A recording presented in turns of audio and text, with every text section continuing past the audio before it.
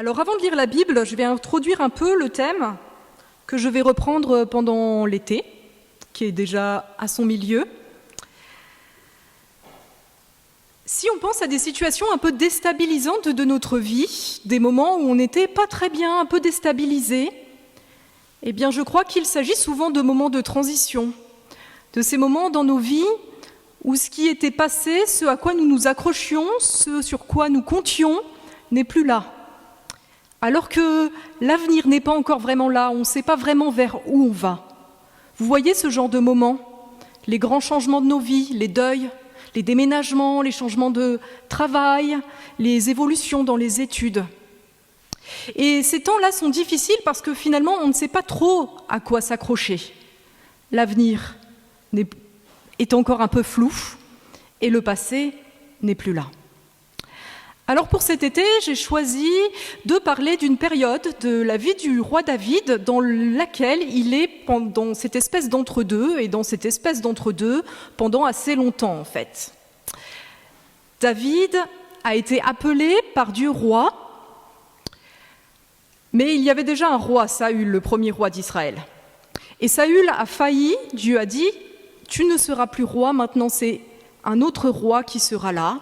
Et David est oint comme roi d'Israël, mais il ne peut toujours pas tout de suite exercer la royauté parce que Saül ne veut pas lâcher la royauté, il persécute David.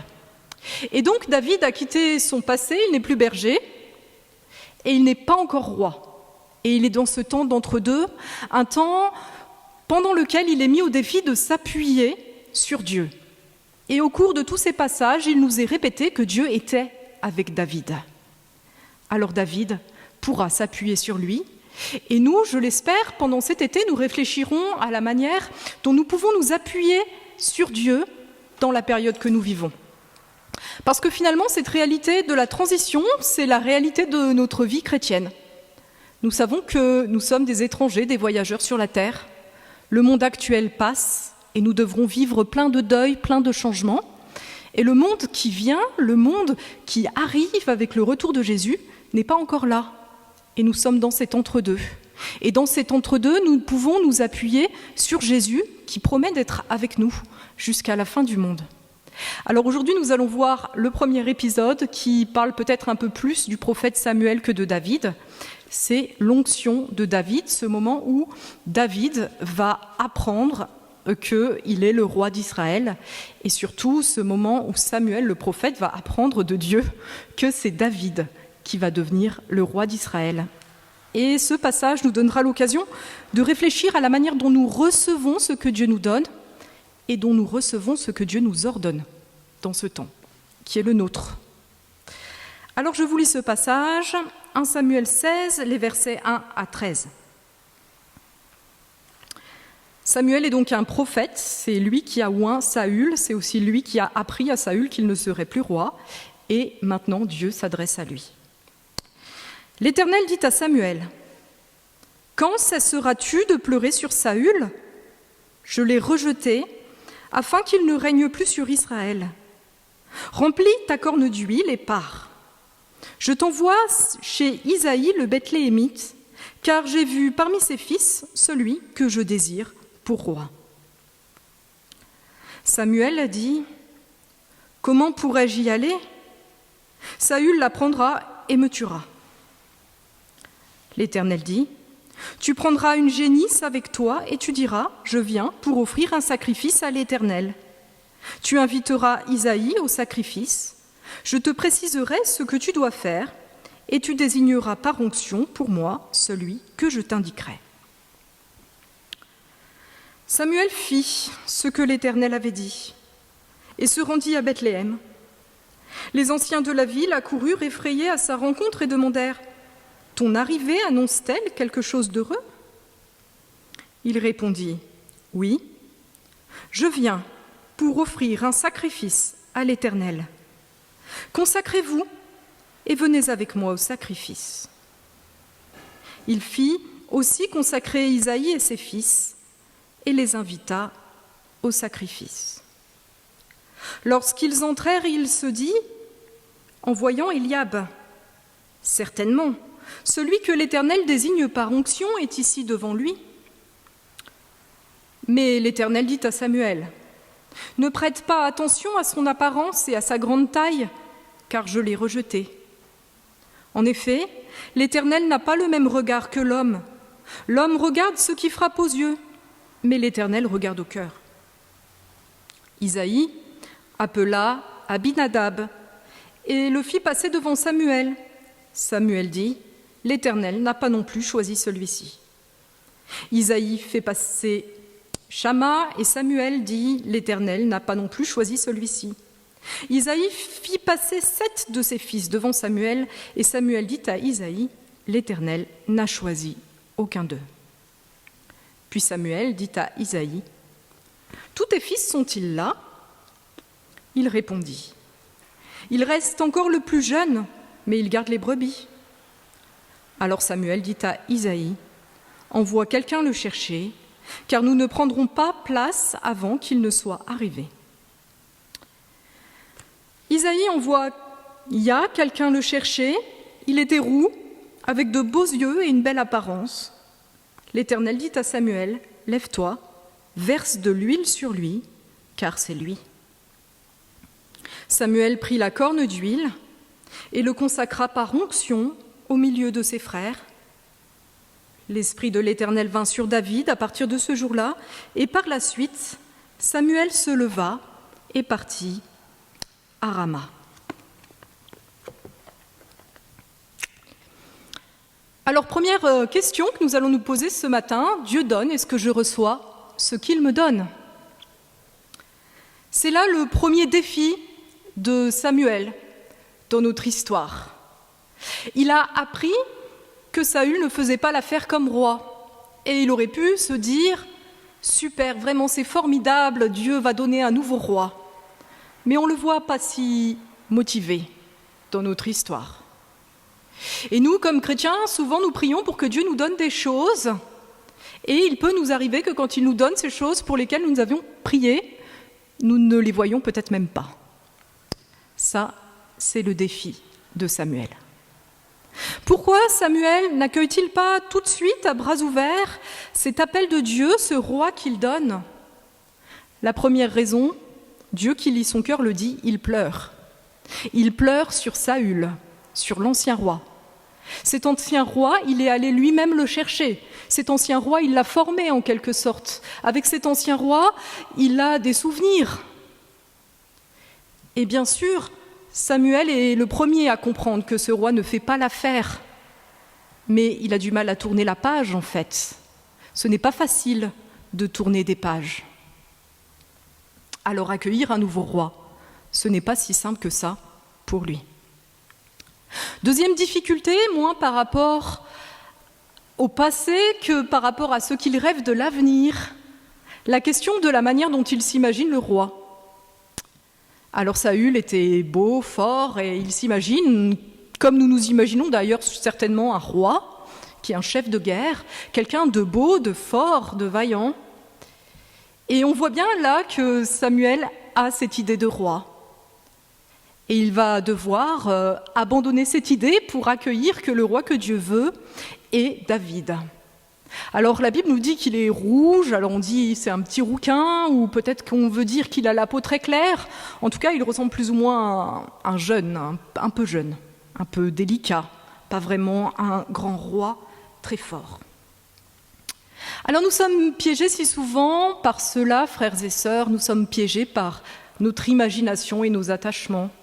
Au lieu de regarder à Dieu et à ce qu'il veut nous donner selon sa volonté, eh bien nous regardons à ce que nous voulons, à ce que nous nous imaginons, à ce à quoi nous sommes attachés. Si bien que quand Dieu nous donne, même ce que nous lui demandions, eh bien nous ne le voyons même pas et nous ne le saisissons même pas. Je vais vous donner 2 exemples de cela. 2 exemples vécus, par exemple, par rapport à l'attachement au passé.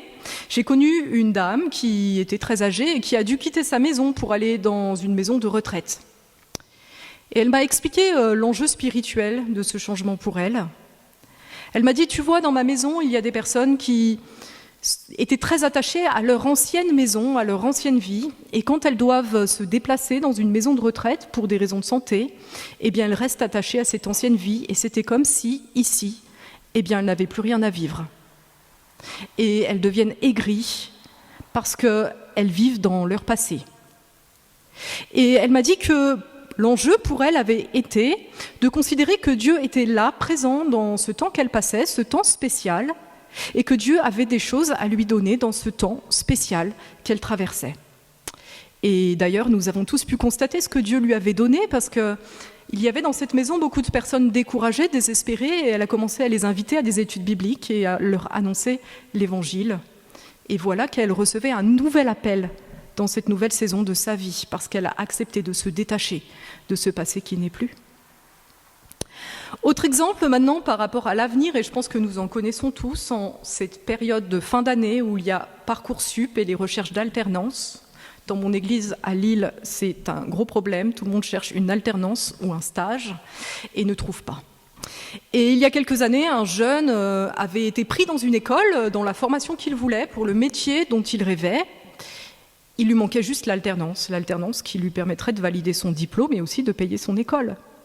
Et je me souviens qu'au mois d'octobre, quand il n'avait pas trouvé et qu'il a dû renoncer à l'école et au métier qu'il rêvait de faire, il était complètement désemparé. Il se demandait où était Dieu dans cette affaire. Il avait tellement prié. Et maintenant, 4 ans plus tard, il me dit que finalement, Dieu avait autre chose pour lui. Il a trouvé une autre formation et il a trouvé son véritable appel. Il a donc fallu qu'il se détache de ses propres désirs pour accueillir l'appel de Dieu. Et c'est cela que Samuel fait ici. Alors si nous sommes croyants, nous croyons que Dieu prend soin de nous. Nous croyons qu'il nous conduit aussi. Et mettre cette foi en pratique, c'est-à-dire la mettre en pratique, parce qu'on sait bien la mettre en mots, mais vraiment la vivre au quotidien, c'est ouvrir nos yeux sur ce que Dieu veut pour nous. Lui demander d'ouvrir nos yeux sur ce qu'il veut nous donner, même quand ce qu'il nous donne ne correspond pas à ce que nous voulons. Tournons nos yeux vers Dieu. Détournons-les de nos propres désirs pour accueillir ce qu'il veut nous donner, parce que nous pouvons vraiment, vraiment lui faire confiance. Deuxième partie, Dieu ordonne. Est-ce que j'accepte de me donner ? Alors là, nous sommes devant le deuxième défi de Samuel, qui apprend ici, enfin je pense qu'il le savait déjà, mais qui constate ici que l'obéissance a un coût, qu'elle coûte quelque chose. Première chose que cette obéissance va lui coûter, c'est la souffrance du deuil. Et là, on en a un petit peu parlé dans la première partie. Il va devoir abandonner à la fois son ancienne relation avec Saül et tout ce passé, mais aussi l'avenir tel qu'il le rêvait. Et ça fait mal. Et notre texte insiste bien sur le fait que Dieu choisit David et qu'il rejette Saül et qu'il rejette les autres fils. En fait, choisir, c'est renoncer. Et quand Dieu choisit, il rejette. Et pour nous, c'est pas simple d'accepter, de renoncer. Et pour Samuel, eh bien, accepter le choix de Dieu, c'est renoncer à lui-même, en fait, à ses propres choix, à ses propres rêves. Deuxième coup qu'aura cette obéissance, on le voit quand il dit « Saül risque de me tuer, là, je risque d'avoir un problème ». Alors on comprend bien le problème, Saül n'a pas du tout envie de ne plus être roi, et il risque d'être fâché que Samuel aille désigner un autre roi, et des persécutions risquent de s'en suivre. Alors Samuel ne va pas vraiment directement subir ces persécutions, mais David, lui, va les subir très lourdement, ces persécutions. Alors, comment Dieu gère ces deux choses ? Qu'est-ce qu'il dit à Samuel ? En fait, il n'argumente pas, il n'essaye pas de donner des arguments, il lui dit deux choses. Il lui dit « va faire un sacrifice » et puis il lui dit « fais ce que je te dirai ». En gros, c'est un petit peu ça. Donc il ne lui donne pas d'explication, il ne lui dit pas vraiment comment ça va se passer, il n'essaye pas vraiment de le rassurer. Et là, je vous invite à réfléchir au sens du sacrifice. Parce qu'on peut se dire, cette histoire de sacrifice, en fait, c'est comme un alibi. Voilà. C'est pour qu'il puisse dire, si Saül lui dit pourquoi tu es allé oindre un roi, il dira non, je ne suis pas allé oindre un roi, je suis allé faire un sacrifice. On peut croire ça, mais moi, ça ne me semble pas un très très bon alibi, en fait, parce qu'on peut aussi faire un sacrifice et oindre un roi en même temps. Mais le sacrifice, c'est quoi? Le sacrifice, quand on offre un sacrifice, on s'identifie. La personne qui offre le sacrifice s'identifie à l'animal et puis donne l'animal. Et en fait, derrière le sacrifice, il y a cette idée que nous nous donnons à Dieu, que nous confions notre vie à Dieu pour qu'il en fasse ce qu'il voudra. Et aussi que nous acceptons de payer le prix que cela coûtera. Alors, en acceptant ce sacrifice, Samuel est certainement en train d'accepter le coût de cette obéissance que Dieu lui demande. Il est en train de se préparer à payer le prix. Alors, comme chrétien, Samuel nous rappelle que la vie chrétienne a un coût. Ça coûte quelque chose. Ça coûte quelque chose quand on traverse dans la foi parfois des périodes difficiles. On ne comprend pas ce que Dieu fait, mais on reste en relation avec lui, bien qu'on ne comprenne pas. Quand le monde nous dit « mais que fait ton Dieu ?» La foi chrétienne coûte quand nous sommes parfois appelés à servir, enfin nous sommes appelés à servir. Et vous savez, servir, ça coûte quelque chose. Déjà, lire notre Bible, par exemple, le soir, ça nous impose de ne pas regarder la télé trop tard, par exemple. Ça, c'est une petite chose. Mais quand on sert dans l'Église aussi, on va devoir affronter des conflits, des problèmes. Quand on aime ceux qui nous entourent, on va devoir supporter le fait qu'ils ne nous aiment pas toujours en retour. Et puis même quand vient le temps de renoncer à un service dans l'Église, parce que Dieu appelle quelqu'un d'autre, eh bien cela nous coûte. Et puis, le monde nous dit quoi? Le monde nous dit « fais-toi plaisir ». Et servir, c'est chercher autre chose. C'est renoncer parfois à chercher uniquement notre propre plaisir et recevoir simplement la joie que Dieu nous donne en retour. Et puis, troisième chose qui coûte, je pense, dans le fait d'être chrétien, c'est la transformation que Dieu apporte en nous. Il nous transforme. Il nous rend de plus en plus conformes à l'image de Jésus. Et cela n'est pas facile, cela implique des renoncements. Parfois, il va nous conduire dans des chemins difficiles pour nous ramener à lui, pour nous ramener à l'obéissance, pour nous transformer. Et cela n'est pas simple. Et nous savons que le monde, il nous dit quoi? Le monde, il nous dit « sois toi-même, tu le mérites ». Alors, tout en nous crie contre cela.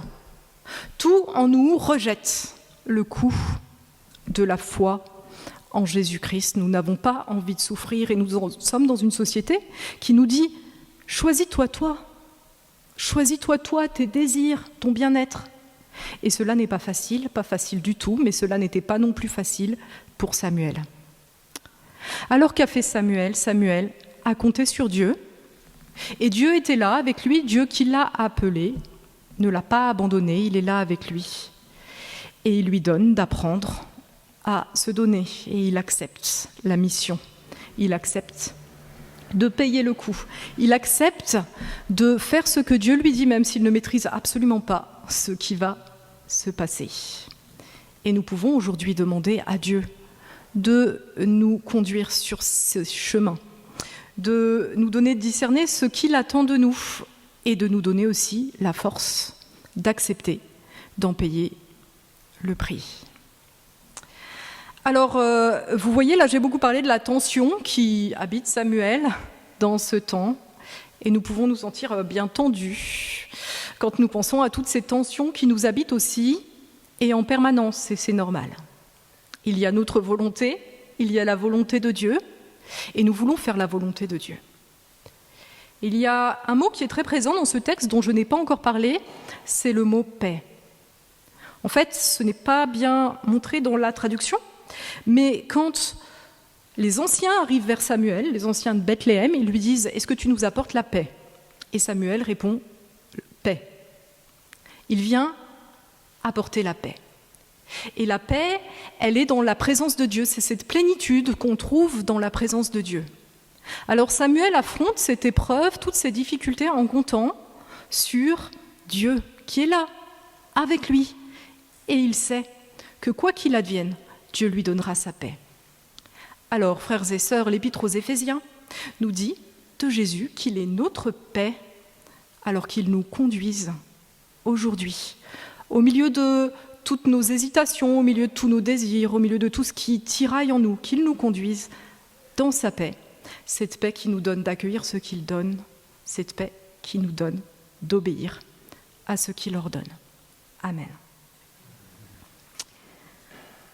Nous prions, si vous voulez.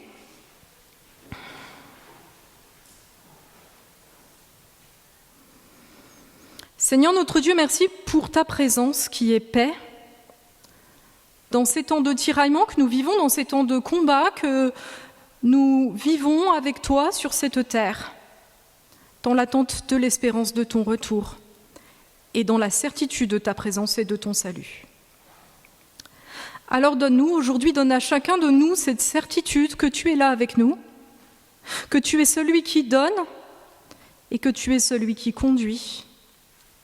Et viens renouveler notre désir de nous saisir de ce que tu nous donnes pour que nous puissions avancer à la suite de ton Fils Jésus-Christ.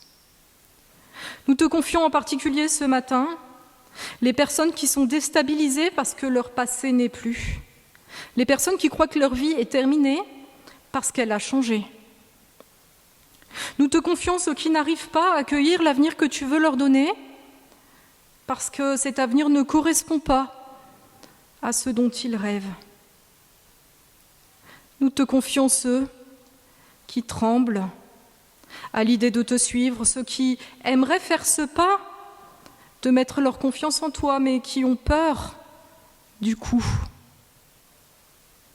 Et enfin, nous nous confions à toi, nous qui avons mis notre confiance en toi et qui avons besoin de ta force pour persévérer sur le chemin que tu ouvres devant nous, Seigneur. Oui, fais-nous grâce, donne-nous force et direction. Et nous irons à ta suite toujours. Amen.